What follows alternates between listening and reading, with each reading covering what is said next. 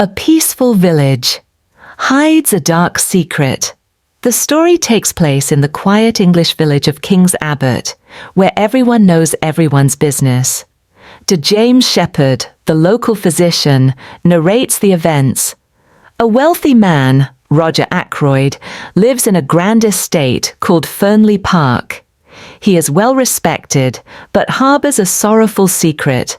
He was in love with a wealthy widow, Mrs. Ferrars, who had recently died. Rumors say she committed suicide because someone was blackmailing her over a terrible past crime.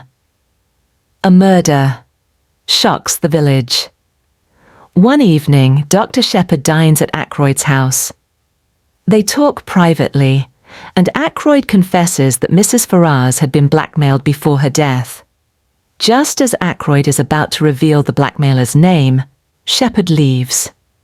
Later that night, Shepherd gets a call saying Ackroyd has been murdered. He rushes to Fernly Park and finds Ackroyd dead in his study, stabbed with a dagger. The case is baffling. The room was locked from the inside, and the murder seemed impossible. Luckily, Hercule Poirot, the world-famous Belgian detective, is living in King Abbot in retirement.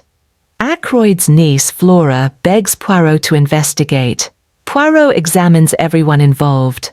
Ralph Paton, Ackroyd's stepson, has mysteriously disappeared and is suspected. Parker, the butler, acts suspiciously. Miss Russell, the housekeeper, hides secrets. Flora, Ackroyd's niece, insists she never entered the study that night. But is she telling the truth? Poirot, using his sharp mind, starts unraveling the clues. He notices odd things: a chair moved from its place, a missing dictaphone, and a strange telephone call. The shocking truth. In a dramatic twist, Poirot gathers everyone and reveals the real murderer, Dr. James Shepherd.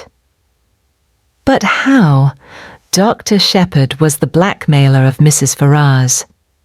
When she committed suicide, he feared Ackroyd would discover the truth. So that night, Shepherd killed Ackroyd, locked the door from inside, and escaped using a clever trick with a dictaphone that played Ackroyd's voice after his death, creating a false time of death.